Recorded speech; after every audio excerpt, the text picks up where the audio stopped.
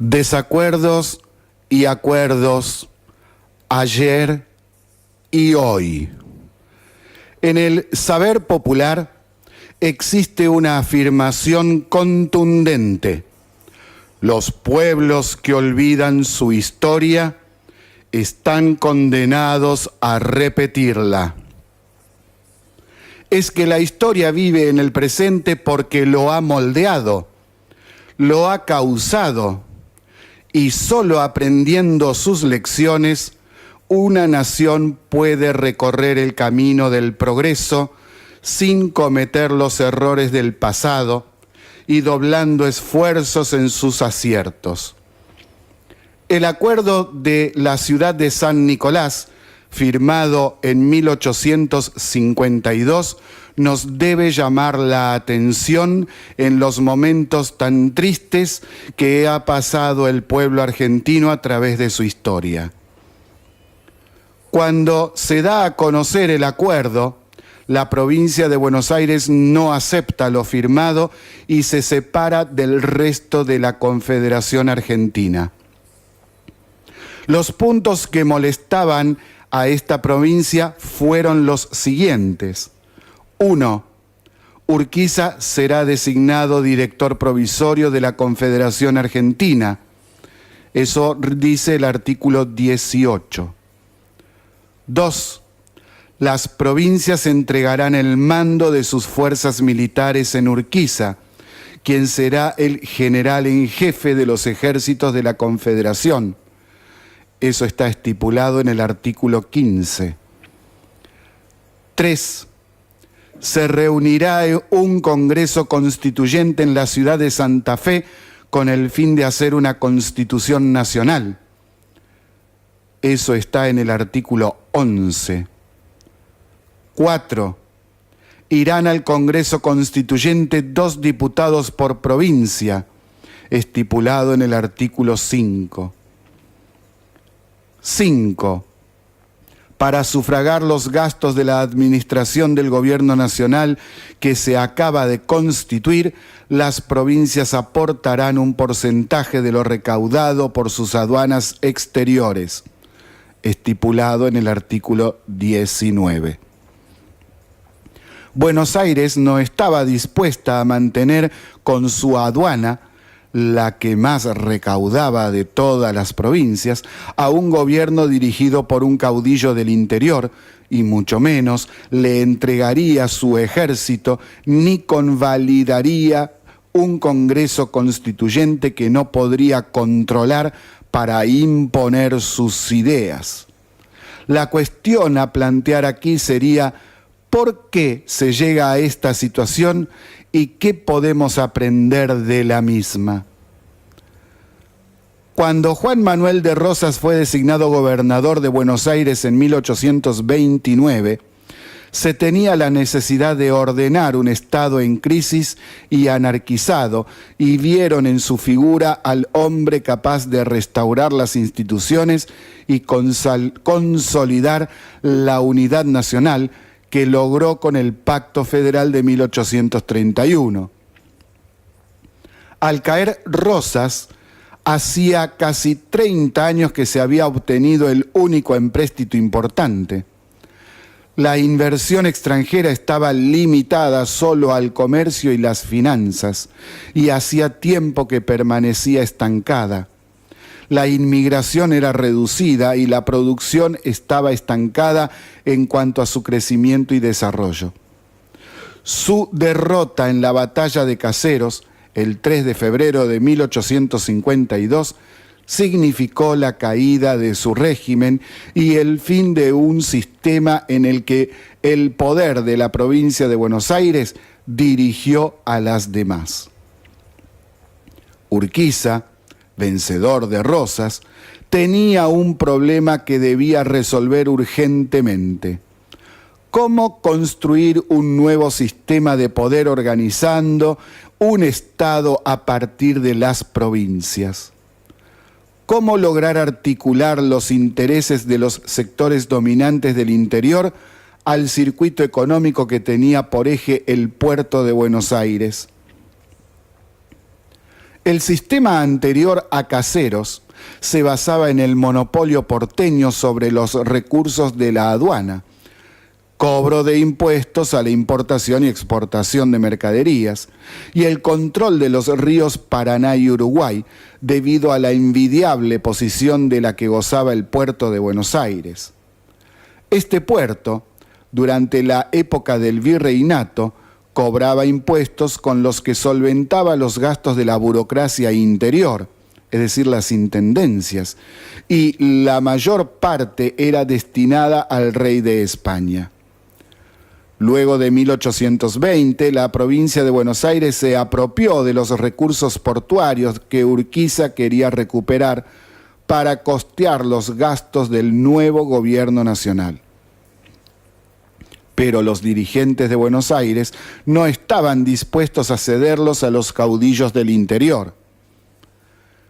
La discusión sobre cómo hacerse de recursos legítimos y su posterior distribución entre la política nacional y las provinciales tiene su correlato en el actual enfrentamiento por la coparticipación federal de impuestos que moviliza a diversos sectores que representan intereses encontrados. Entre los mismos merece especial atención las inversiones extranjeras.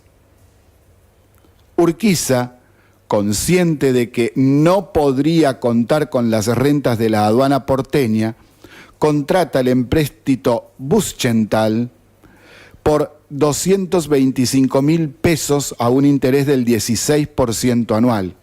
Como garantía, hipotecó tierras de la propiedad de la Confederación.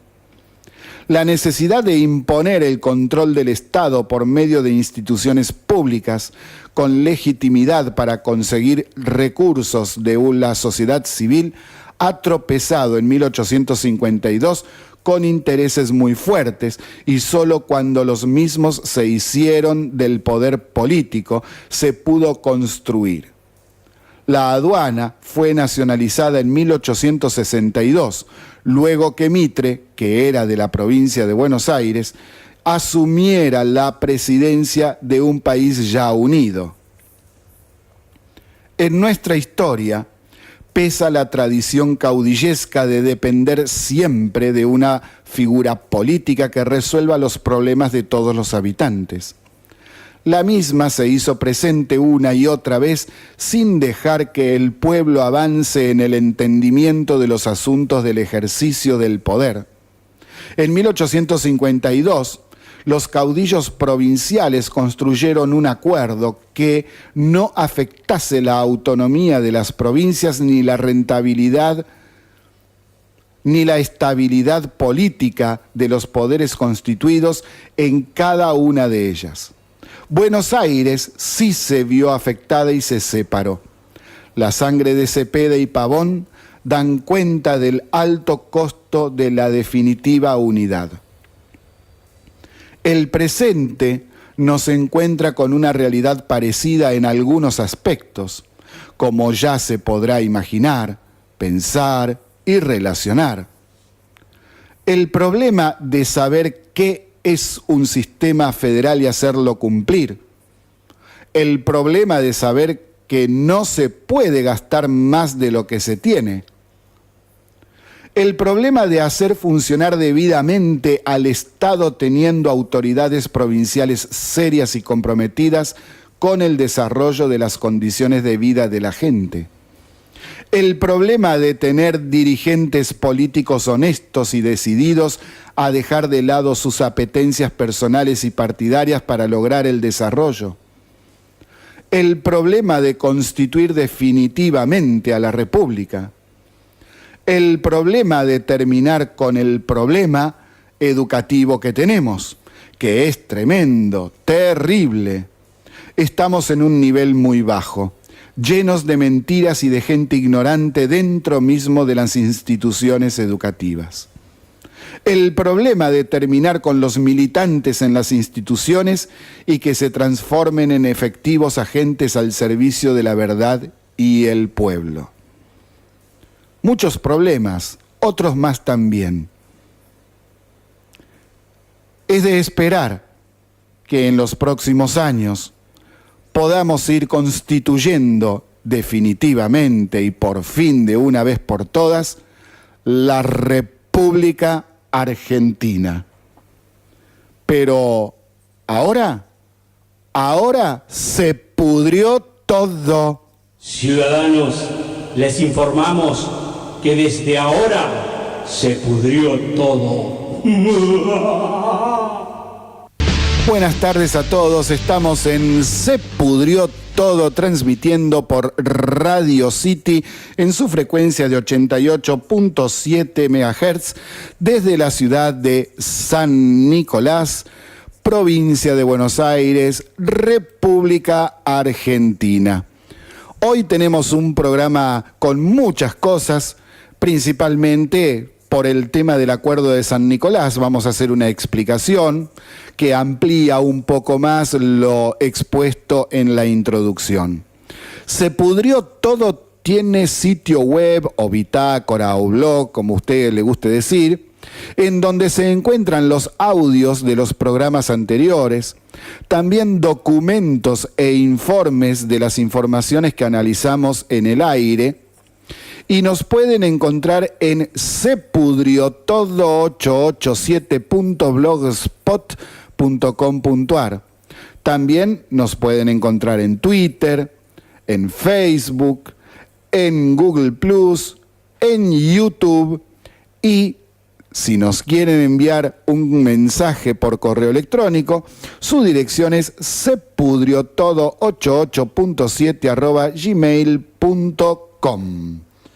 Y así, ya que estamos en San Nicolás, la capital de lo que sería la Constitución de la República Argentina, porque es el primer paso serio que se da para la realización de la Constitución Nacional al año siguiente del acuerdo que se produjo en 1852. Y desde lo que sería el centro de atención del país, tanto hoy como mañana, festejando los 166 años, tenemos que contarles que hoy se realizó el acto en la Casa del Acuerdo, en horas de la mañana.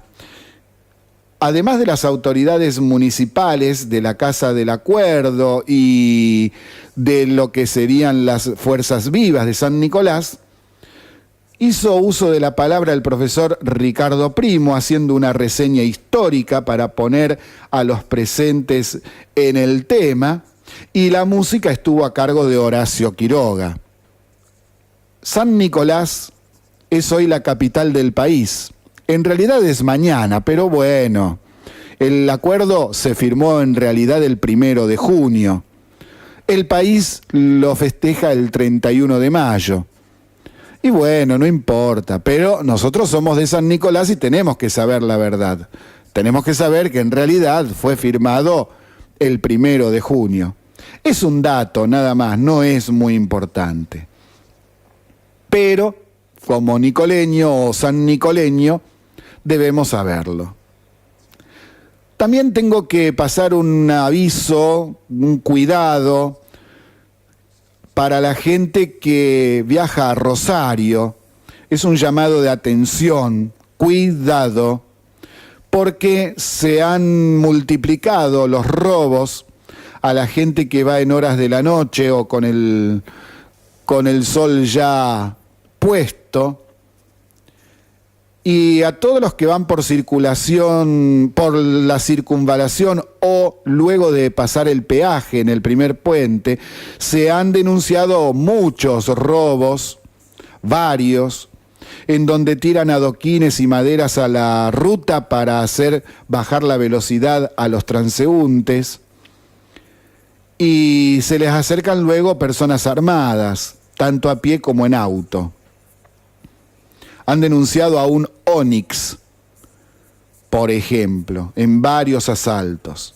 Entonces, si tiene que viajar a Rosario, trate de hacerlo con luz de día, trate de acercarse a otros autos y cuidado, tengan mucho cuidado. Otro aviso es que a la gente del PAMI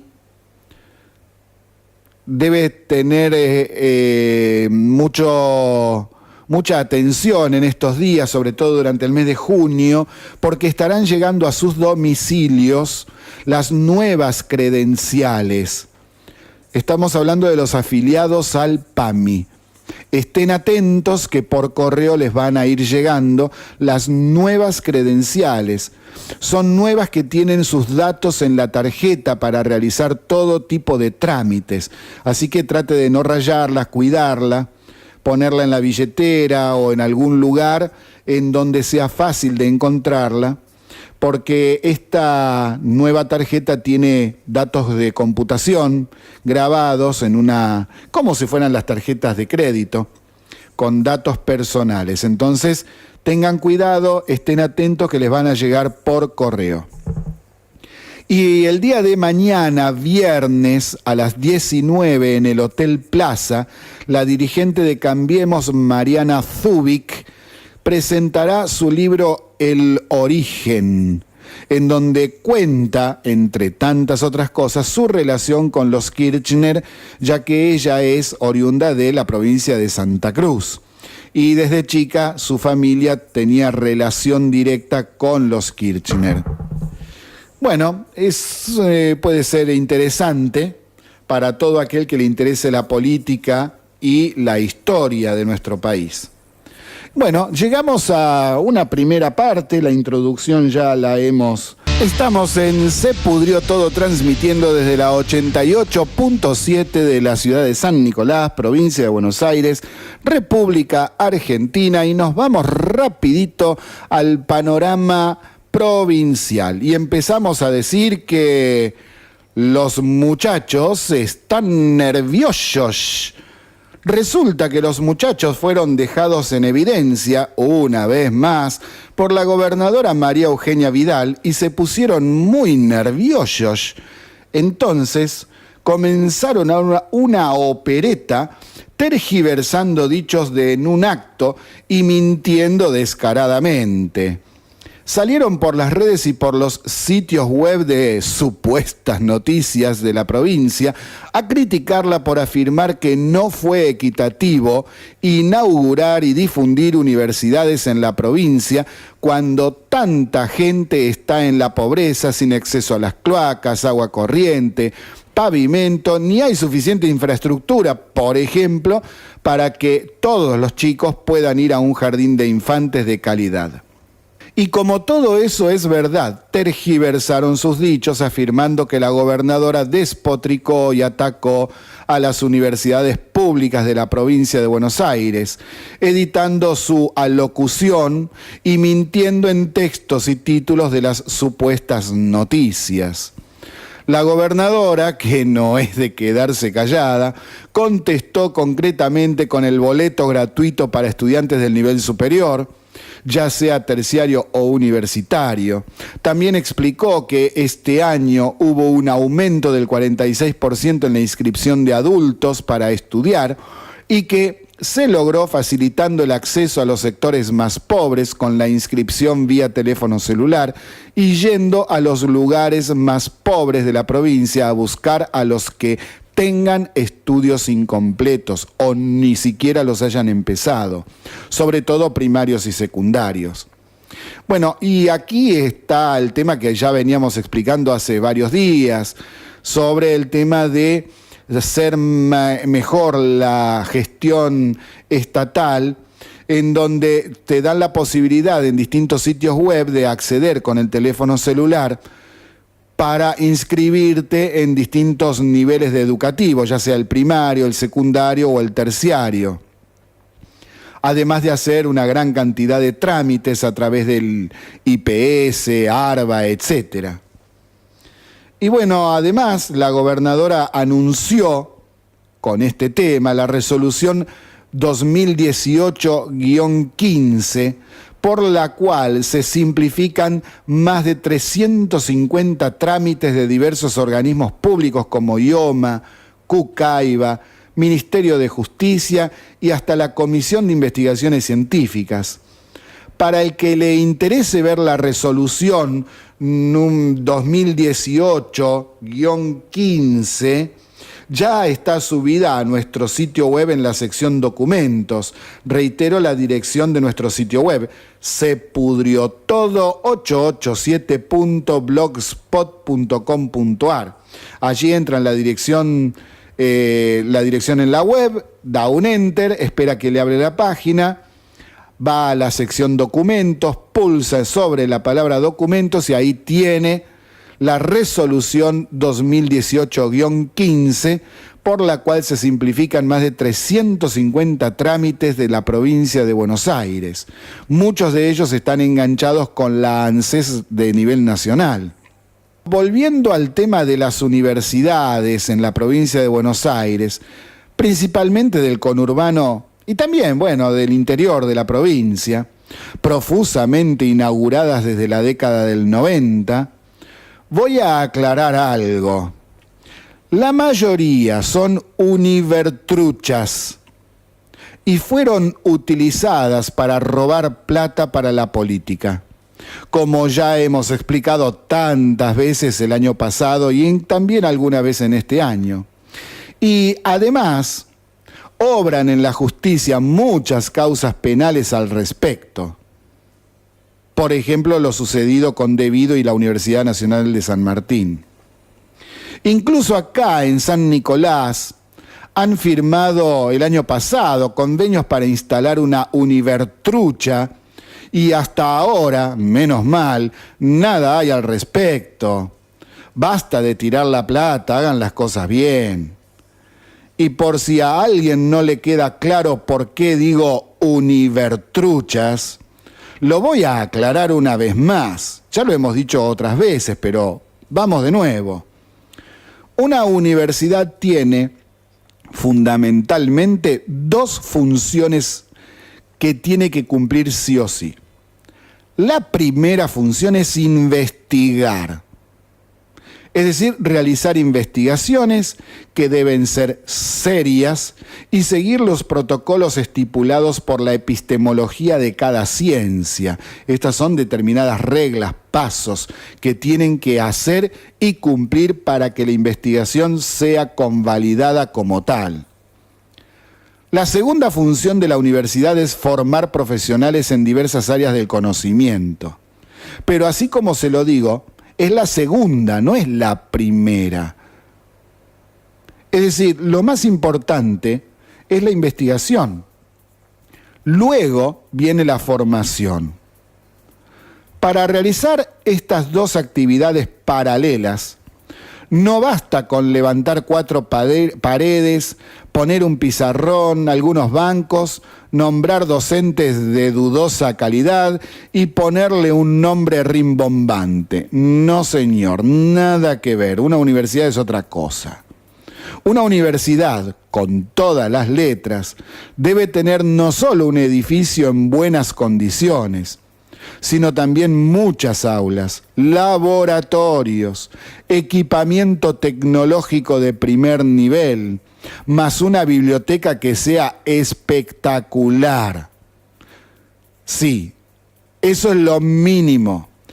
Y, muy importante, tener un cuerpo docente especializado, con conocimiento, capacitado como corresponde. Nada de eso existe en las univertruchas de la provincia de Buenos Aires, inauguradas desde los 90. Todo ha sido, y sigue siendo, una farsa y una estafa para todos los bonaerenses, los que pagan sus impuestos también a nivel nacional, y los que asisten a esas univertruchas engañados de que podrán obtener una buena formación profesional. Todo es mentira. Por ejemplo, la semana pasada se dio a conocer una foto que anduvo dando vuelta por ahí de unas chicas recién egresadas de una universidad del conurbano que no voy a nombrar, de la carrera de medicina. Todas, eran como 9, 10, no me acuerdo con el número exacto, todas con el pañuelo verde y bregando por el aborto. A la flauta. Médicos recién recibidos bregando por el aborto, la muerte. Parece que no se enteraron en esa Univertrucha que hay un juramento que en todo el mundo se le pide realizar a los recién egresados de las carreras de medicina, que es el llamado juramento hipocrático, en donde se hace juramento en defensa de la vida en toda circunstancia. Y que el 100% de esas egresadas tenga el pañuelito verde, bueno, deja bien en claro el nivel de esa Univertrucha, qué es lo que están enseñando y cómo. Porque puede haber algún médico que, bueno, por convicción personal esté de acuerdo con el aborto en forma legal, pero al 100%, ¿y el juramento hipocrático dónde está? ¿Qué aprendieron? Dentro de toda la maraña de desastres dejados en diciembre de 2015, está este tema tan tremendo. Y este gobierno, el de Cambiemos, ha hecho muy poco para, por lo menos, mejorar el sistema de esas Univertruchas, para que dejen de ser truchas, que eleven el nivel. En realidad Cambiemos ha hecho muy poco. Es decir, el sistema sigue con pocos cambios y mejoras, muy poco, no se notan. Sigue todo igual que antes, prácticamente se podría decir así, en este tema al menos. Y se hace difícil cambiar algo porque cuando se quiere meter mano para hacerlo, saltan los de siempre para hacer operetas y realizar protestas todo el tiempo. Fíjense lo que pasa, por ejemplo, en el INTI, o lo que pasó en el INDEC, o la opereta del Inca, y tantos otros organismos.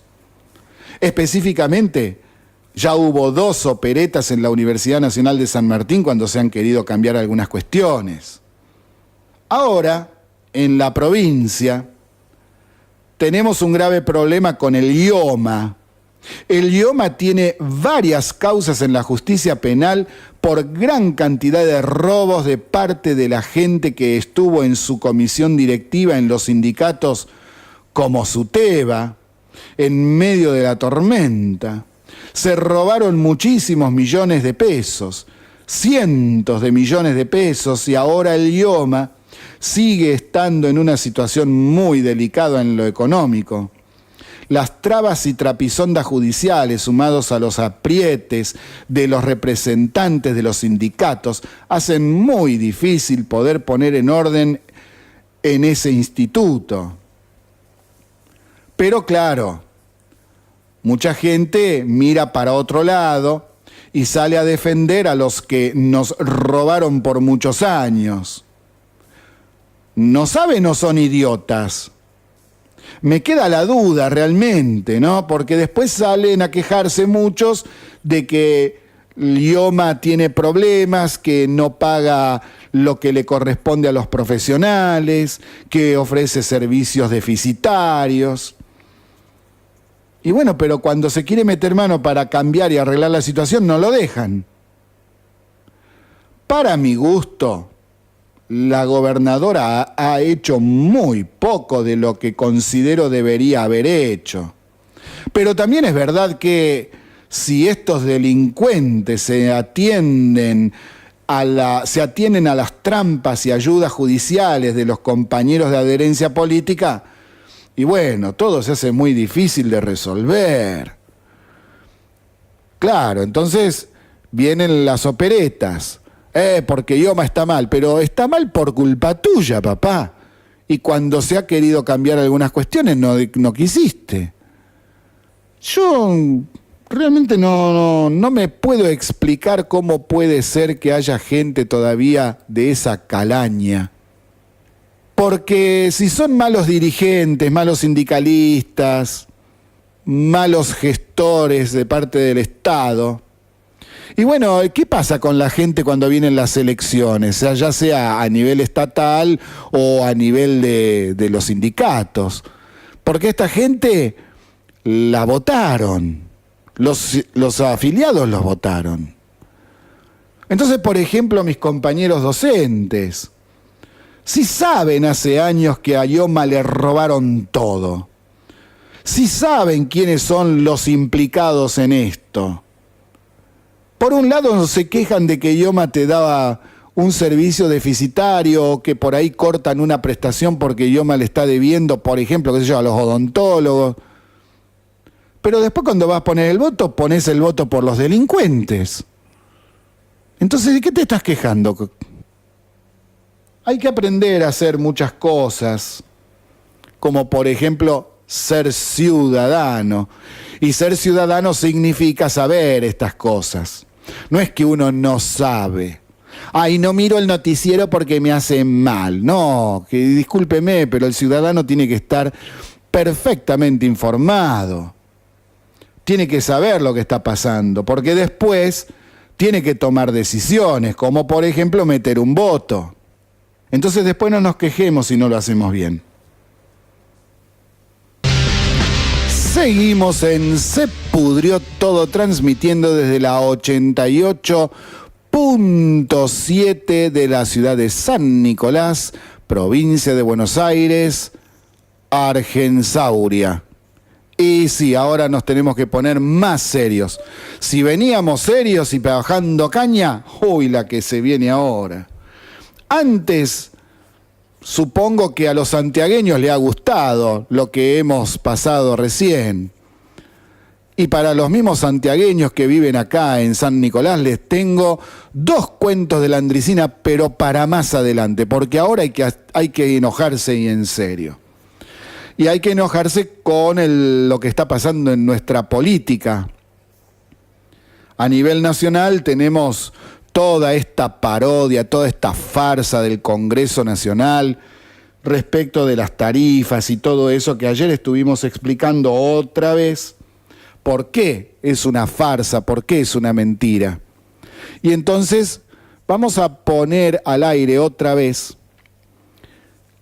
el editorial de ayer donde explicábamos algunas de estas cuestiones para luego avanzar sobre lo que pasó anoche en la Cámara de Senadores y hacer alguna que otra aclaración respecto de algunas cuestiones que todavía los argentinos parece que no hemos aprendido.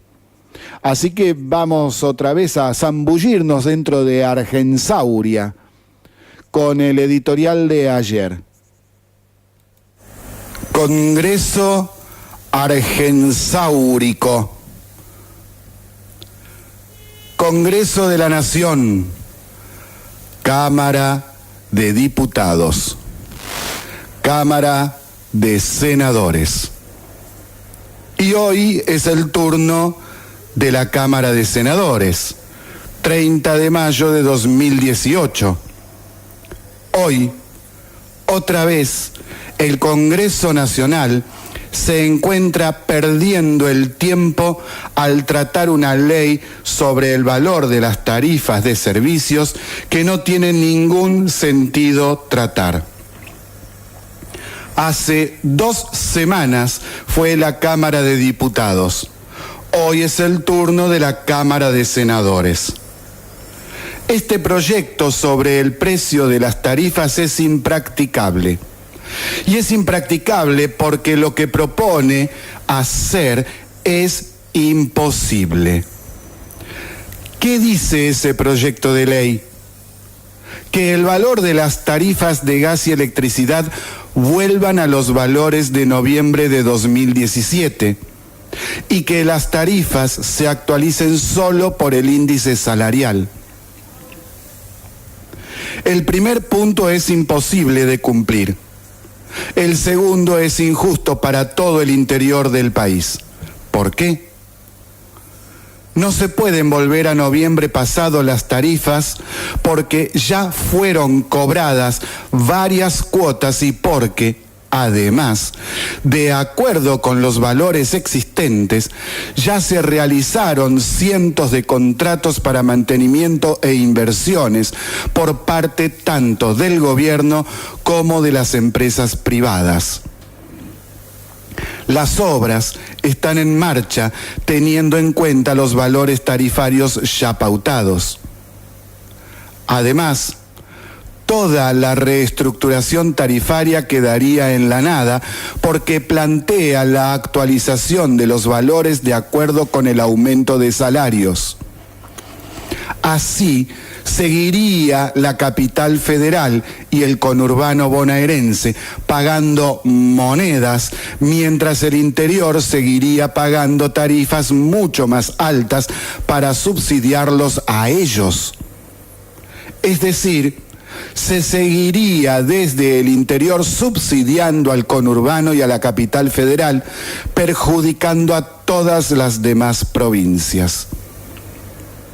Si se implementase, para este año y el año que viene el Estado perdería 170.000 millones de pesos, sin contar los juicios que las empresas privadas le harían al Estado. ¿Por qué? Por los contratos que no se respetaron. Pero hay algo más. Este marco tarifario, sus valores y plan de reestructuración con los aumentos que se fueron produciendo están pautados y aprobados en la Ley de Presupuesto Nacional, votada por el mismo Congreso a fines del año pasado. Es decir, hacer una ley 5 meses después de aprobada otra que dice todo lo contrario. ¿Qué país hace una cosa tan demencial? Ninguno. Y esto tiene que ver con eso de previsibilidad en el tiempo, de ser un país serio, de ser un país creíble, de ser un país que respeta pactos, contratos, compromisos, un país que respeta las leyes que ellos mismos hacen. Ahora sucede que el mismo Congreso vota en contra de lo que aprobó hace unos pocos meses. Es decir, nada de ser un país previsible en el tiempo, un país serio, de ser un país creíble en serio, de ser un país que debería respetar pactos, contratos y compromisos, pues no los respeta ni a los pactos, ni a los contratos, ni a los compromisos. Tampoco respeta las leyes que ya hizo. ¿Cómo piensa que nos van a ver desde el exterior? Y también desde adentro. Todo es una payasada. Nada de seriedad. Así somos Argensauria, un país inviable. ¿Quién vendrá a invertir en este circo? Y después hay analistas y periodistas que hablan de realizar pactos con la oposición. ¿Qué pacto podés hacer con gente que un día dice una cosa y a la semana siguiente dice todo lo contrario, solo porque considera que así podría ganar unos votos más para la elección que viene? Es imposible. Sobre todo porque es una oposición que no tiene problemas en prenderle fuego al gobierno nacional o al país o a todo su pueblo basado en engaños, mentiras y demagogia. El presidente dijo que de ser sancionada esta ley, la vetará. Eso significa que la rechaza, que no la va a promulgar y ese proyecto no se convertirá en ley. Es inconcebible que los senadores que representan a las provincias voten semejante disparate. Como también es inconcebible que haya sido aprobado por la Cámara de Diputados, diputados que son payasescos e ignorantes y chicaneros. Entonces, ¿por qué lo hacen? Ya lo dijo Pichetto la semana pasada y hoy lo volvió a repetir. El jefe del Interbloque Argentina Federal, Miguel Pichetto, del Partido Justicialista de Río Negro, aseguró que la sanción de la ley para frenar los tarifazos de los servicios públicos es un mensaje político del Congreso y que la falta de acuerdo con el gobierno revela un fracaso de la política. Y claro, ¿cómo no va a fracasar la política si los legisladores hacen semejante disparate? Además, otra cuestión inconcebible. Las provincias están debiendo de electricidad casi 15.000 millones de pesos. Caraduras. Por ejemplo, el Chaco tiene un rojo de 2.454 millones. La EPE de Córdoba adeuda 2.509 millones. Y DPE de Corrientes 2.571 millones. Hay más casos, solamente son unos ejemplos. Entonces, el asunto es que las mismas provincias que inflaron por años el precio de sus tarifas con el agregado de impuestos, tampoco pagan las tarifas. Tampoco pagan sus facturas. ¿Qué empresa puede trabajar bien pagando salarios, planificando mantenimientos e inversiones si después no les pagan? Protestan diciendo que la gente tiene problemas para pagar las tarifas y ellos mismos no las pagan. Ningún país es tan payasesco, cirquero, demagógico, mentiroso e inviable como Argensauria. Y ahora, algunos puntos de lo visto ayer en la Cámara de Senadores, sobre todo en horario de la noche y esta madrugada. El senador por Tucumán, Alperovich, dijo en su discursete lo siguiente, cito, nadie quiere que a Macri le vaya bien. Ya está, lo dijo, y como él tantos otros. ¿Se quedó anoche a escuchar lo que decían estos tipos? Alfredo De Angelis dejó en claro una cuestión. Voy a citar lo que dijo, leyendo parte de su alocución. Hay que llevar las tarifas a lo que es la región. Estamos condenados los pueblos que no tenemos gas a no seguir teniendo gas. Tenemos que ser solidarios con la gente que tiene gas, pero no lo somos con los que no lo tienen. Y les puedo nombrar 20 localidades de mi pueblo que están esperando hace años el gas natural. Y si volvemos para atrás con el proyecto que tiene la oposición, sin dudas esas empresas citrícolas, frigoríficas y tantos productores que no van a poder tener ese gas.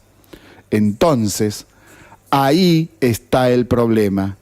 Estamos mirando a los que tienen el gas y no a los que no lo tienen, porque con este proyecto no se podrán hacer las inversiones para llevar el gas natural a los que todavía no lo tienen. Fin de la cita. Lo que está diciendo es lo que estuvimos explicando ayer en la introducción. Si las empresas no cobran, no tienen dinero para hacer las inversiones y hacer las obras. Y sí, es verdad, las tarifas, como corresponde, el interior no podrá ampliar su red gasífera y llegar a quienes no la tienen. Si el presidente no votaba la ley, las facturas del gas en Cava, en la ciudad autónoma de Buenos Aires, deberían venir con la leyenda subsidiado por algún provinciano que se está cagando de frío. ¿Cómo puede ser que haya gente del interior que esté de acuerdo con esta aberración?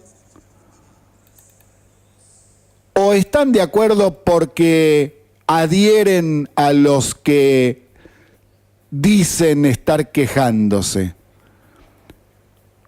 Porque estos que se están quejando, los que se hacen llamar de la oposición, lo que están haciendo es perjudicando a su propia gente. El proyecto, votado anoche por senadores, lo que plantea es muy simple: que el interior siga subsidiando a la ciudad autónoma de Buenos Aires y al conurbano bonaerense con tarifas ridículas, mientras nosotros acá estamos pagando desde siempre muchísimo más. ¿Quiere que le diga? Entre 6 y 7 veces más pagamos en el interior de lo que pagan ellos. Entonces, cuando viene este tema del aumento de tarifas y que viene 40%, es para ellos, no es para nosotros. ¿O todavía no se dio cuenta? ¿No recibió la boleta? ¿No la comparó con la anterior? ¿Pero qué tienen en la cabeza? El senador Esteban Bullrich dijo lo siguiente, cito: lo que dolarizó la energía en la Argentina fue la política que nos llevó a importar la energía. Nos obligó a pagar de 3 a 5 veces más. Por ejemplo, en un contrato a 20 años con Bolivia, que nos obliga a comprarle aunque no necesitemos el gas. Y si no le compramos, aunque tengamos, tenemos que pagarle el 85% del precio de ese BTU que no consumimos, y si ellos no tienen el gas porque su prioridad es vendérselo a Brasil antes que a Argentina, porque este es el contrato que se firmó a 20 años dándole la prioridad a Brasil. Ellos nos pagan solo el 15% del precio. Mire usted cómo se defendieron los bienes y recursos de los argentinos. Fin de la cita. ¿Se entendió? El kirchnerismo firmó un contrato con Bolivia para comprarle gas a Bolivia durante 20 años y que encima se estaba pagando de 3 a 5 veces más de lo que era el valor normal, por ejemplo, el que Brasil le pagaba a Bolivia. Y encima de eso, si nosotros no necesitásemos gas a futuro, no se lo compramos, entonces igual hay que pagarle el 85% del valor. Es demencial. Ah, pero claro, la patria está en peligro, dicen. Ellos la pusieron en peligro. Mientras se desarrollaba la sesión en la Cámara de Senadores, afuera, en la Plaza del Congreso, periodistas de distintos canales les ponían el micrófono a militantes de la Cámpora para que digan por qué estaban allí manifestándose. Uno tras otro contestaba lo siguiente: no puedo hablar. Uno tras otro contestaba lo siguiente: no puedo hablar. Cuando un periodista de, por ejemplo, A24 consiguió que una mujer comenzara a hablar, cuando comenzó a hablar, se le acercaron personas que la sacaron de un brazo. La patria está en peligro, por ellos. Eso es fascismo, no es república. Pero tienen el tupé de ir al obelisco a hacer una manifestación y decir: la patria está en peligro. ¡Qué caraduras, por favor! Quedó en claro, algo que siempre dijimos en este programa y que a muchos peronistas los enojó varias veces. No les gusta que los dejemos en evidencia, pero es la realidad. Anoche se vio otra vez. El peronismo, el kirchnerismo y el Frente Renovador, todos son lo mismo, peronismo y nada más. Se hacen que se pelean, pero en realidad siempre van juntos. Siempre están juntos. Y para tomar la debida dimensión de lo espantoso que es nuestro Congreso, anoche en el Senado votó una persona ladrona, multiprocesada y con pedido de detención. Además tiene un compañerito igual y hasta con sentencia firme de prisión, que es el sultán de Anillaco. Ese es nuestro Congreso, esos son nuestros representantes. Y esa gente está ahí porque hay gente que los votó. Y al parecer todavía hay algunos que los quieren seguir votando. Y bueno, el presidente Mauricio Macri vetó la ley que fue sancionada en el Congreso de la Nación referente a las tarifas. Es decir, cuando un presidente veta una ley significa que no será aplicada, que no va a tener aplicación directa, no existe. Es como que no existe, no va. Ahora, a partir de este momento, seguramente la oposición se lanzará a realizar protestas, cortes, opereta, etc. Lo de siempre. Quieren tomar la calle y embromarle la vida a los argentinos y que cortan acá y cortan allá y rompen y ensucian. Siempre lo de mismo. Y además del tema de las tarifas, el Senado aprobó otro proyecto de ley que ahora debe ser tratado en la Cámara de Diputados. Y es algo que, bueno, esto es más atendible y que solucionaría algunos problemas o muchos problemas. Y me estoy refiriendo a que es sobre el tema de los donantes de órganos. Ahora se reformó la ley de trasplante de órganos, conocida como Ley Justina.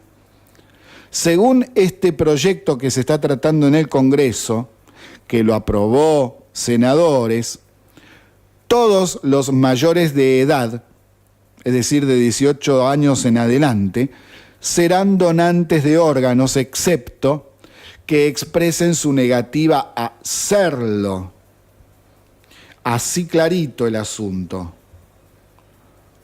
Es decir, a partir de ahora, de aprobarse en diputados por ley, todos los mayores serán donantes, salvo que la persona exprese debidamente que no quiere donar al momento de su fallecimiento.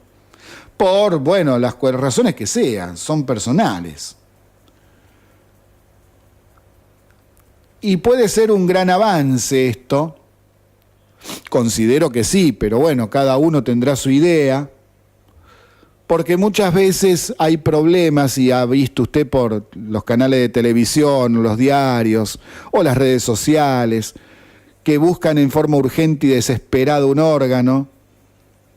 Y bueno, ¿por qué? Porque la gente no los dona o no sabe que los puede donar. Bueno, ahora se dio vuelta el asunto, ahora todos somos donantes, salvo que usted no quiera ser donante y lo exprese como corresponde. Por ejemplo, cuando va a hacer la renovación del registro automotor, ahí tiene que decir si es donante o no es donante, por ejemplo. Otro ejemplo de algo que se quiere cambiar y los muchachos no dejan es el siguiente tema. El ajuste llegó a los choferes del Banco Central de la República Argentina. Dejarán de cobrar salarios de hasta 200.000 pesos mensuales. El gobierno está en modo ajuste y esa política les llegó ahora a los choferes del Banco Central, que saltaron a la consideración pública semanas atrás, cuando se supo que algunos de ellos percibían salarios mensuales que rara vez bajaban de los 100.000 pesos por mes y en algunos casos llegaban a superar los 200.000 pesos por mes. En total son unos 20 choferes que ahora tendrán una jornada laboral de solo 8 horas, en vez de la anterior en que, en los papeles, figuraban como que estaban a disposición todo el día, es decir, las 24 horas. Algo imposible porque la gente tiene que comer, tiene que bañarse, tiene que dormir, es decir, era todo una chantada. A partir de ahora, entonces, los directores del Banco Central dejarán de tener un auto y chofer fijo a disposición durante todo el día. Deberán hacer el pedido del auto cuando lo necesiten y les tocará el chofer que esté disponible en ese momento cumpliendo el horario. Pero ante la decisión que se tomó, el sindicato de bancarios ya comenzó con las protestas. Sí, cualquier cambio para bien de los argentinos es criticado y atacado por los sindicatos de los muchachos. Y esto es lo que venimos diciendo día tras día. Cuando alguien quiere arreglar algo, entonces saltan los muchachos a protestar. Y claro, la de siempre. Y bueno. Y cayó otra opereta. Cayó el pedido de desafuero contra la diputada Aída Ayala. Es decir, cayó una opereta más. Recordemos que Aída Ayala es hoy diputada nacional por el Chaco, y anteriormente fue intendente de Resistencia por 3 periodos consecutivos. Fue acusada de haber firmado contratos para la recolección de basura con sobreprecios. La Cámara Federal de Apelaciones de Resistencia hizo lugar a un planteo de la defensa de la legisladora y le concedió la exhibición de prisión en la causa en la que es investigada por lavado de activos. De esta manera, queda sin efecto el pedido de desafuero que había elevado la jueza federal de Resistencia, Zunilda Nirenberger, a la Cámara de Diputados de la Nación. Y esta juez recibió por parte de la Cámara una reprimenda porque se había excedido en sus funciones y no presentó las pruebas pertinentes, porque lo que pasa es que las pruebas no existen. Es toda una causa armada y encima mal armada. Bueno, ya lo habíamos explicado en programas anteriores a este tema. Pero bueno, es otra de las denuncias truchas que andan dando vuelta por ahí. Lo que no fue una denuncia trucha fue el tema del caso Chicone. Estamos en la etapa de exposición de alegatos. ¿Se acuerda que estuvimos hablando de esto en esta semana? Y en este juicio, Van den Broele reveló cómo fue la ruta del dinero en este caso, como el tema del pago de las coimas y que complica a Vudú y a su socio Núñez Carmona, entre otras personas. Y también habíamos dicho desde el lunes que habíamos terminado de ver la serie llamada El Mecanismo por la empresa Netflix, y que en El Mecanismo, que trata todo el tema del lavajato, Odebrecht en Brasil y todas las denuncias contra los empresarios, la obra pública, contra Lula da Silva, contra Dilma Rousseff, etcétera. Ahí explican perfectamente bien cómo era el mecanismo del pago de coimas y de distribución de la obra pública y las contribuciones a los partidos políticos. Está todo muy bien explicado. Y cuando empezamos a ver las tramas de cómo era el asunto en la Argentina, vemos que era prácticamente lo mismo. No hay diferencias de fondo. Era igual. ¡Qué bárbaro! Y también Sueños Compartidos. ¿Se acuerda Sueños Compartidos? Ese proyecto para hacer viviendas de las abuelas de Plaza de Mayo. Las madres de Plaza de Mayo, perdón, de las madres, Eve de Bonafini. Bueno, confirman el procesamiento contra Eve de Bonafini y sumaron a Julio De Vido. La Cámara Federal porteña ratificó la acusación por administración fraudulenta contra la titular de la Fundación Madres de Plaza de Mayo y la gente que la asistía en este tema de, bueno, sueños compartidos o sueños tirados a la basura, podríamos decirle también. Más de 700 millones de pesos que desaparecieron. Y bueno, no han podido comprobar dónde está el dinero ni las casas que se tendrían que haber terminado, no hay nada. Desaparecieron, como por arte de magia. Seguimos en Se Pudrió Todo, transmitiendo desde Radio City en su frecuencia de 88.7 MHz desde San Nicolás, provincia de Buenos Aires, República Argentina. O, bueno, queremos recuperar la República o queremos constituirla de una vez por todas. Y bueno, vamos a ver qué es lo que nos depara el destino. Para ello hay que tomar decisiones como personas, como ciudadanos, y no es de ahora, esto viene desde hace muchísimo tiempo. Por eso, vamos a la historia. Y para explicar el Acuerdo de San Nicolás, primeramente tenemos que ver de dónde veníamos, qué es lo que estaba pasando en nuestro país, por qué se hizo necesario hacer un acuerdo y firmarlo, y que, bueno, lamentablemente después no se cumplió como se esperaba, porque la provincia de Buenos Aires no lo aceptó y se separó del resto de las provincias. Ya vamos a ir explicando este tema. Entonces, para darle como si fuese un inicio, tenemos que explicar que en nuestro país se fueron conformando, luego de las luchas por la independencia o durante las luchas por nuestra independencia, dos formas básicas y centrales, dos ideas políticas, dos partidos políticos, si lo quiere plantear de esa manera, llamados unitarios y federales, y que, bueno, ya en 1820 se agarraron. Y cuando se agarraron a las armas. Y a partir de ahí tuvimos 40 años de guerras civiles. Entonces, ¿por qué se peleaban los llamados unitarios contra los llamados federales?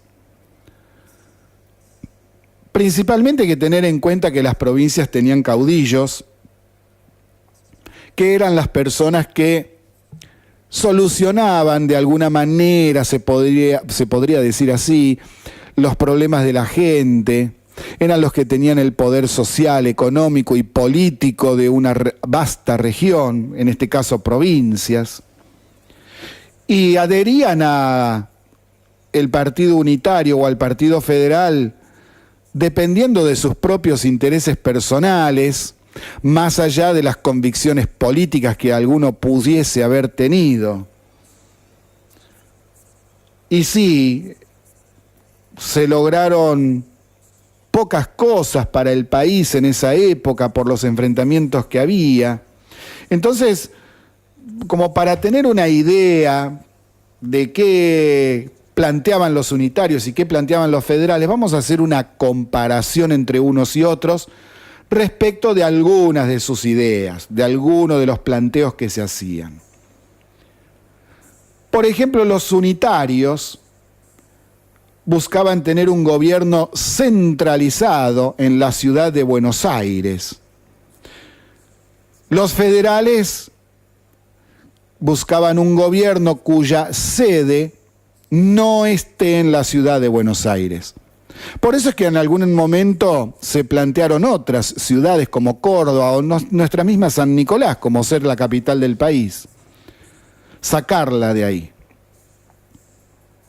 Otra de las ideas es la siguiente. Los unitarios planteaban que el poder ejecutivo debía ser muy fuerte, que tenía que tener mucho poder, con suficiente autoridad para imponerse a los caudillos del interior. y que lo que diga el Poder Ejecutivo Nacional, los gobernadores del interior, los caudillos, debían obedecer. En cambio, el Partido Federal planteaba que el gobierno nacional solo debe encargarse de los asuntos generales del país y un respeto irrestricto a las autonomías provinciales, es decir, que el gobierno nacional no se debía meter con las provincias. Por ejemplo, el gobierno que tenían, los impuestos que cobraban, las leyes que tenían ellos, no debía meterse el gobierno nacional. Vamos a ver un ejemplo a esta altura de la explicación. Para los unitarios, a los gobernadores de provincia los tenía que nombrar el presidente. Y para los federales, a los gobernadores de provincia los tenían que elegir los ciudadanos. O se elegían entre ellos mismos. Los unitarios planteaban que para el progreso del país había que implementar un sistema económico liberal para que el pueblo de Buenos Aires pueda trabajar más y cobrar más impuestos por importaciones y exportaciones, y que el interior pueda desarrollarse de acuerdo con sus propios medios y con lo que ellos pudiesen producir para poder exportar y vender en el mercado interno. En cambio, los federales planteaban que había que implementar un proyecto económico proteccionista para evitar que el puerto de Buenos Aires importe productos que se hacían en las industrias regionales. A ver, para los unitarios no era importante defender las industrias regionales, y para los federales sí era importante defender las industrias regionales.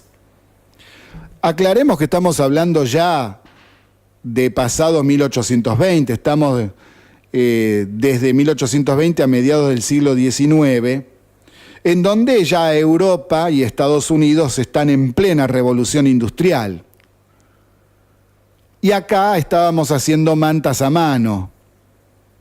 Entonces teníamos un problema que es de falta de acceso a la tecnología, porque una persona que está haciendo un pullover de lana de oveja en la provincia de Santiago del Estero, por ejemplo, podía tardar una semana en tejerlo. Entonces el precio tenía bastante que ver con el dinero que necesitaba esa persona para vivir no menos de una semana. Ese pullover, hecho también con lana de oveja, en los talleres textiles y en las industrias de la ciudad de Manchester, en Gran Bretaña, era tejido en unos minutos, vamos a ponerle en aquella época 30 minutos,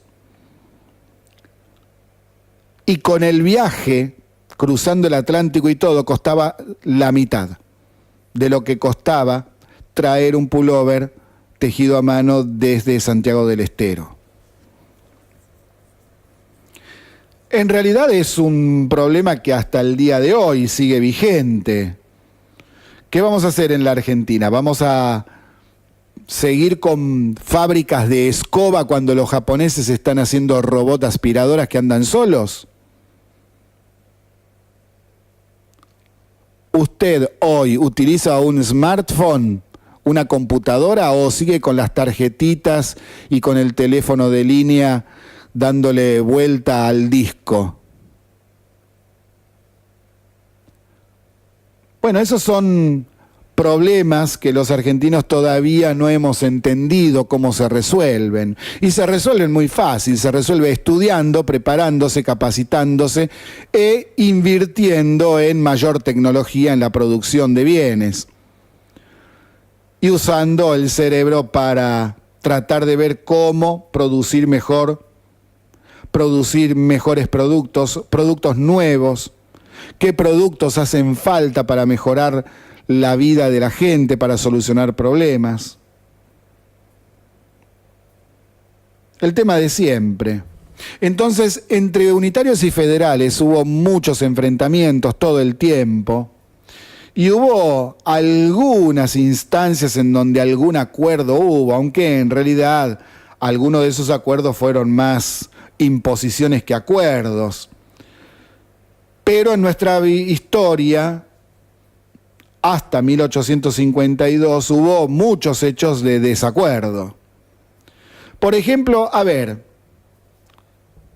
arranquemos con la Revolución de Mayo. Ahí podríamos tener algún acuerdo entre algunos sectores de los criollos en contra de los sectores españoles que no querían el cambio de gobierno. Bueno, ahí algún acuerdo tuvimos entre los criollos.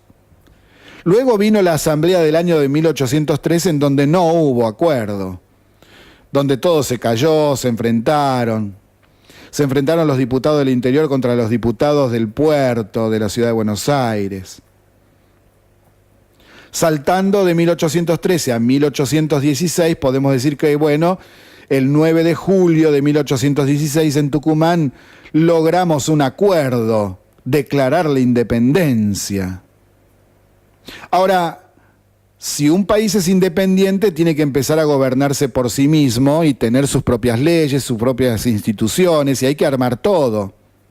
Entonces, en 1819, 3 años después de la independencia, hubo un proyecto de constitución que fue rechazado justamente porque no hubo acuerdo. Y ya ahí se ve perfectamente bien que los federales del interior no quieren saber nada con los unitarios, algunos del interior y todos de la ciudad de Buenos Aires. Y esto llegó a otro desacuerdo terrible, que es el inicio de las batallas, donde murieron miles de nuestros gauchos. La primera fue la batalla de Cepeda en 1820. Y a partir de ahí muchas batallas, muchos muertos.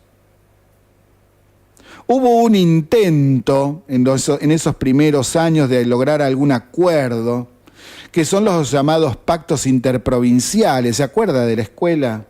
Son los pactos de Pilar, Venegas y Cuadrilátero, en donde, las provincias de Córdoba, Santa Fe, Buenos Aires, Entre Ríos, trataban ahí de hacer algunos pactos, algunos acuerdos.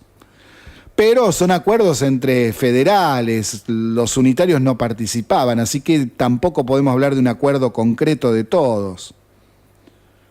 No obstante, se logró realizar un congreso en 1824, un congreso nacional, en donde había representantes tanto de unitarios como de federales, y por el conflicto que se inició contra Brasil,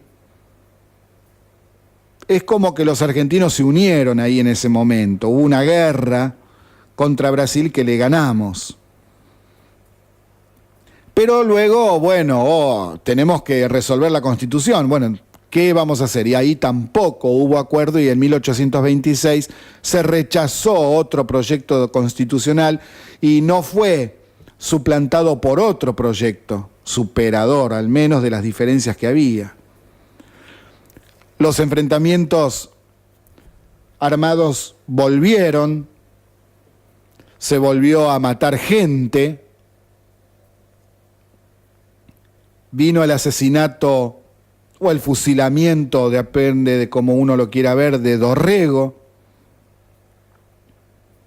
El general Paz formó la Liga Unitaria por un lado, con varias provincias del interior.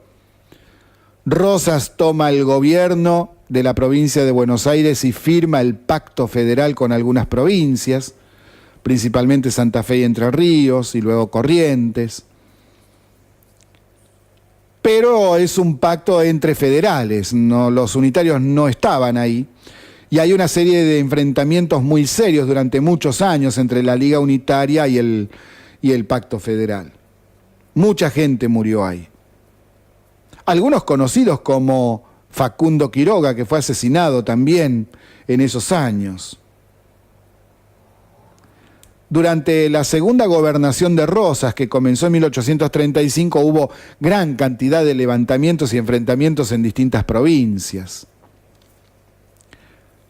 Hasta que llega en 1851 el pronunciamiento de Urquiza en contra de Rosas, organiza una coalición, el ejército de él, de su provincia, Entre Ríos, más soldados aportados por otras provincias, algunos brasileños y también de Uruguay. Cruzan el río Paraná, atacan a las fuerzas de Rosas en Caseros en el año 1852, el 3 de febrero, y le gana. Rosas se va del país. Urquiza se queda con el poder, o con parte del poder, porque, bueno, los unitarios siguen con mucha fuerza, en Buenos Aires principalmente, y Urquiza era federal. Lo que pasa es que el problema entre Urquiza y Rosas tiene que ver también con muchas cuestiones de la historia en las que también nos han mentido. Entre Ríos, que es la provincia de Urquiza, tiene un puerto muy importante que era el puerto de Paraná. Y Rosas había implementado desde su segunda gobernación en 1835 la llamada Ley de Aduanas, por la cual prohibía la libre navegación de los ríos interiores. Y entonces el puerto de Paraná no podía comerciar con el exterior salvo que sus mercaderías sean llevadas por medio del puerto de Buenos Aires. Y ahí el problema es, bueno, ¿quién cobra los impuestos? Entonces los cobraba Buenos Aires y no los cobraba Entre Ríos. Esa es la base del problema, básicamente. Cuando Urquiza derrota a Rosas, se encuentra con un país todo dividido en provincias. Cada gobernador hacía lo que quería. No éramos un país prácticamente. Y entonces lo que hace en forma urgente es convocar a todos los gobernadores a la ciudad de San Nicolás para ver si se pueden poner de acuerdo con el armar un país, formarlo. Entonces, en el acuerdo de San Nicolás tenemos las firmas de Justo José de Urquiza por la provincia de Entre Ríos y también representaba a Catamarca.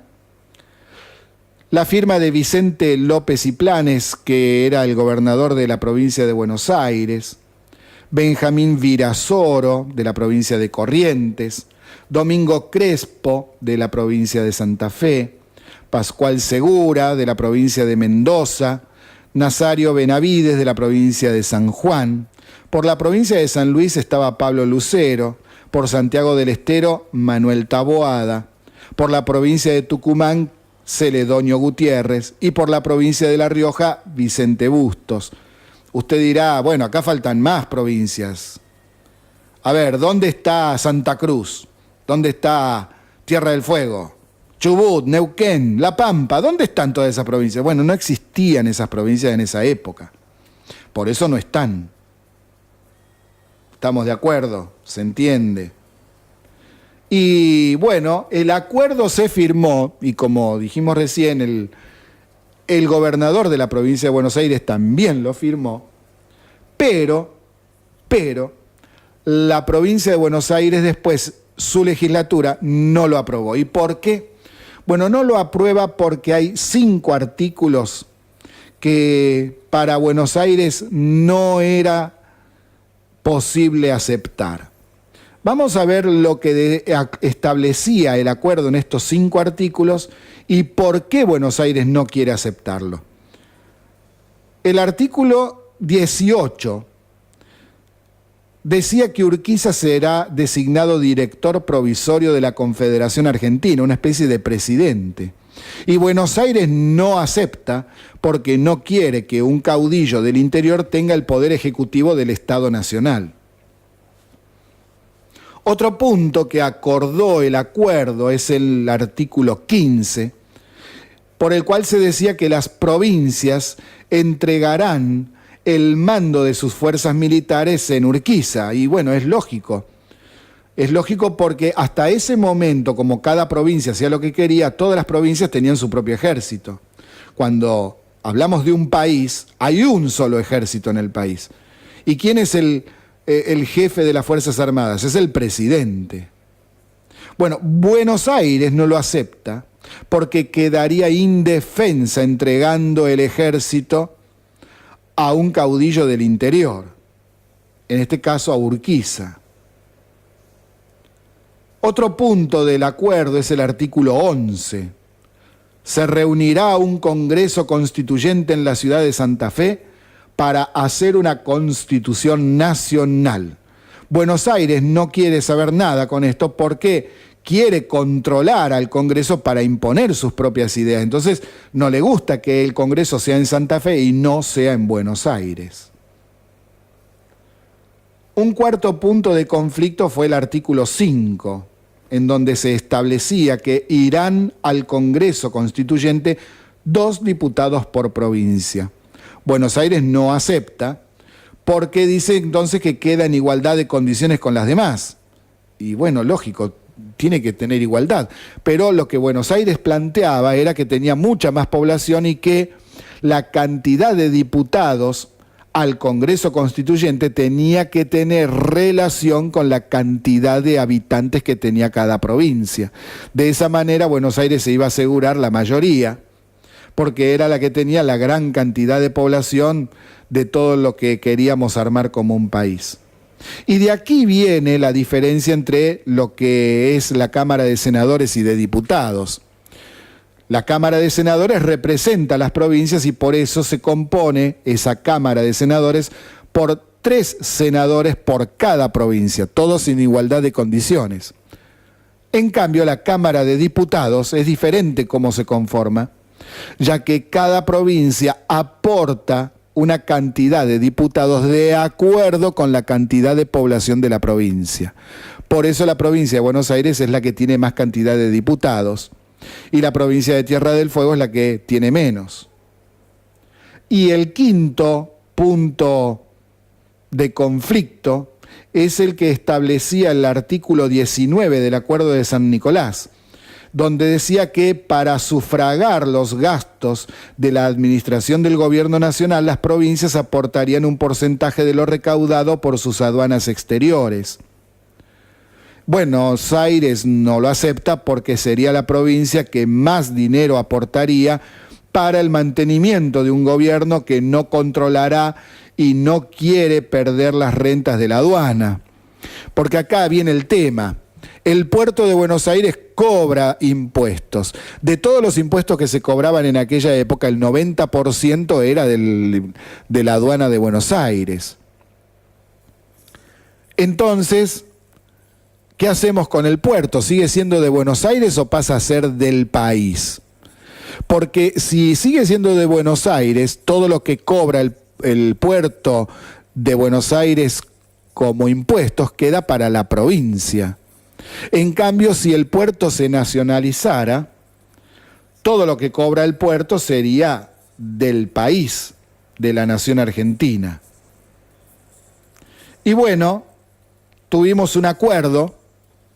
Ese acuerdo provocó que Buenos Aires se separara del resto de las provincias y tuvimos 2 países, estuvimos divididos.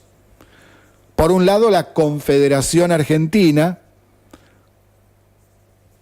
y por el otro, la provincia de Buenos Aires. Y esto siguió hasta 1861, en donde volvimos a unirnos. En realidad fue en el 59, pero en el 61 se terminaron, o se podría decir que se terminan las guerras civiles, con el triunfo y la imposición de Mitre sobre Urquiza. Ahora vamos a algunas pocas ideas dadas por algunos de nuestros antepasados. Juan Bautista Alberdi dijo del Acuerdo de San Nicolás lo siguiente: el Acuerdo de San Nicolás ha sido en perjuicio de la ciudad de Buenos Aires y en beneficio de todas. ¿Qué derecho tiene Buenos Aires a anular el acuerdo? ¿Qué más que La Rioja, Jujuy o San Luis? Ruiz Moreno un historiador muy importante de hace unos años atrás, dijo sobre el acuerdo lo siguiente: las verdaderas razones de la oposición eran el conservar la hegemonía comercial y política que desde muchos años venía ejerciendo Buenos Aires en perjuicio de las demás provincias. Ramón Cárcano, otro historiador, dijo: constituir un acuerdo fue causa de desacuerdo, buscaba la unión y ocasionó la división. Fue un acto ilegal, impolítico, innecesario y anárquico. Sagarna, algo bien cortito: el acuerdo de San Nicolás, ¿era legal, era prudente, era eficaz la convocatoria de los gobernadores? Lo dejó como pregunta.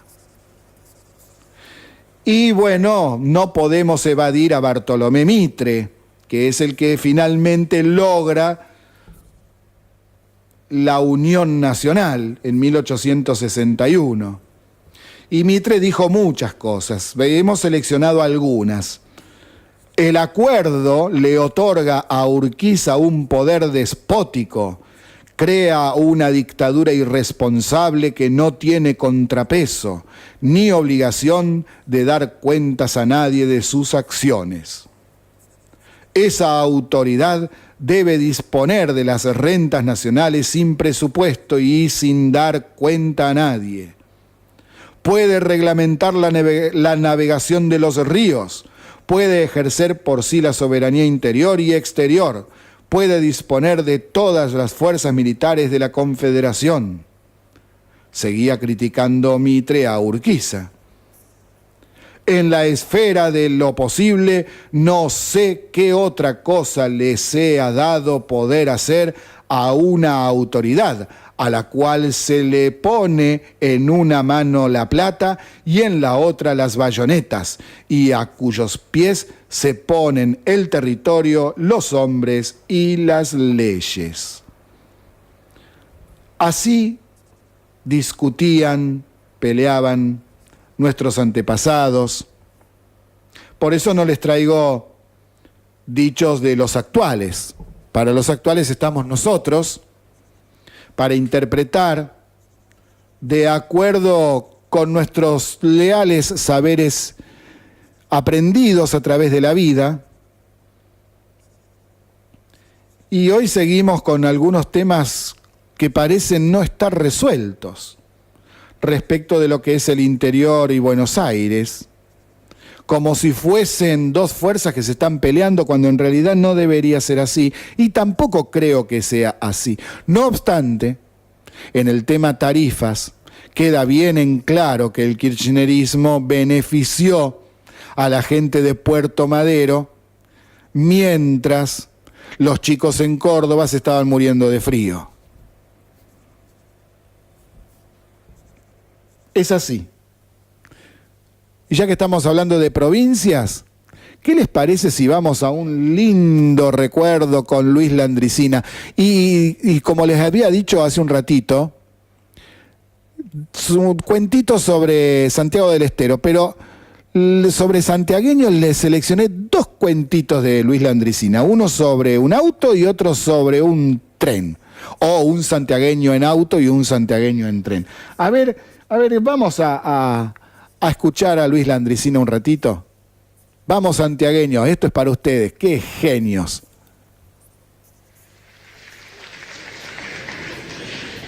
Y llegamos a Santiago del Estero, una provincia madre de ciudades, pero además con características propias, porque al igual que Corrientes es el resultado de una mixtura entre dos corrientes, quichua e hispánica. Y los quichuas dejan su rastro, pero los españoles dejan lo suyo. Y nos da como resultado un santiagueño que tiene una actitud tan dulce que no he encontrado gente yo que me hable mal de los santiagueños. Los santiagueños se hacen querer y tienen un sentido del humor que se pone de manifiesto en un cuento como este, por ejemplo, que me contó un santiagueño, que es de Añatuya. Dice que el Martín Chocosta andaba desesperado buscándolo a Eusebio, amigo de él y consejero. Y le dice, Eusebio. Y otro, ¿qué te anda pasando? ¿Qué gritas así? Te andaba buscando. Bueno, si se me has encontrado. ¿Qué te anda pasando? Mirando, preocupado por este asunto de la penetración de la industria automotriz japonesa. Y si vos qué tienes que ver con la industria automotriz. No, dice, no te vayas a pensar que no, porque culpa de que ellos han invadido el mercado automotor y yo no estoy pudiendo vender el auto usado mío. Che, no le eches la culpa pues a los japoneses, anda a saber en el estado que está tu auto. No, dice, ojo, yo no te voy a permitir. El auto mío está muy usado, pero no está maltratado. Y cada vez que va a venir algún cliente a verlo, yo lo enjuago el auto está presentable. Bueno, dice, por alguna razón ha de haber. Sí, en realidad sí. ¿Y cuál es? Cuando ven el velocímetro y ven el kilometraje que tienes, echan para atrás. Y bueno, pero es culpa tuya. ¿Ha andado mucho? Vivo arriba el auto. Y bueno, pero ¿por qué no haces como los que venden autos usados? ¿Y qué hacen? Le bajan el kilometraje. Nah. Bájale. Y el otro dice, ¿a vos te parece? Bájale, no seas tonto. Vete ahí al lado del ferrocarril, al lado del Paso Nivel, está el taller del Floro Núñez, al lado de la cooperativa agrícola está. Vete y dile que vas de parte mía, de parte de Eusebio. Un artista es con los fierros ese hombre. Dile que vas de parte de Eusebio, en un rato te va a bajar el kilometraje, ni cuenta te vas a dar. Y se fue. Y efectivamente le nombró a Eusebio, en un rato el otro le hizo el trabajo. A los días lo encuentra y dice, Eusebio, ven hermano, te estoy debiendo un abrazo. Vos sabes que me he ido donde más me han dado el otro día. Y cierto, che, un artista ese hombre. Y como te aprecia, che, te pronunciado tu nombre y ha dejado lo que estaba haciendo, se ha puesto a trabajar en mi auto. Me le ha bajado el kilometraje en un rato, che, un artista es. 5.000 kilómetros me lo ha dejado. Y me ha cobrado por no regalarme, che, vergüenza me ha dado pagarle. 3 palos de los viejos me ha cobrado. Ni para propina alcance, me dijo que está bien pago porque soy amigo tuyo. 5.000 kilómetros me lo has dejado, che. Bueno, te felicito. ¿Y lo vendiste? No, dice, ahora con 5.000 kilómetros lo voy a disfrutar yo.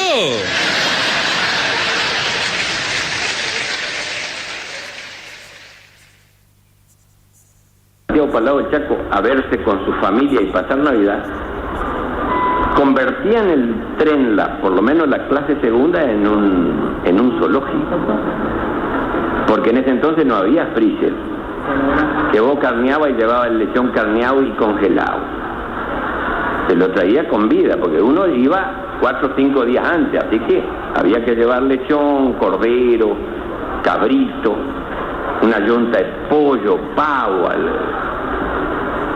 y perro, porque perro es sagrado eso. Y hubo un superintendente de tráfico de ferrocarril que prohibió terminantemente el transporte de animales. Y el que quiera llevar, que pague pasaje y que lo mande en el furgón. Y saber que la gente le entró a retasear el apoyo al ferrocarril. Y prefería correr el riesgo de ir en esos colectivos por ruta de tierra, en ese entonces no había nada de asfalto. Y como entraron a faltar, pasajeros le pidieron explicaciones a ese superintendente. Dijo, no, lo que pasa es que hemos prohibido el transporte animal. Y dice, bueno, pero algo va a tener que hacer, dice, para mejorar la cosa. Y dice, bueno, vamos a empezar de a poco, porque después que doy una orden yo no puedo retroceder y quedar descolocado.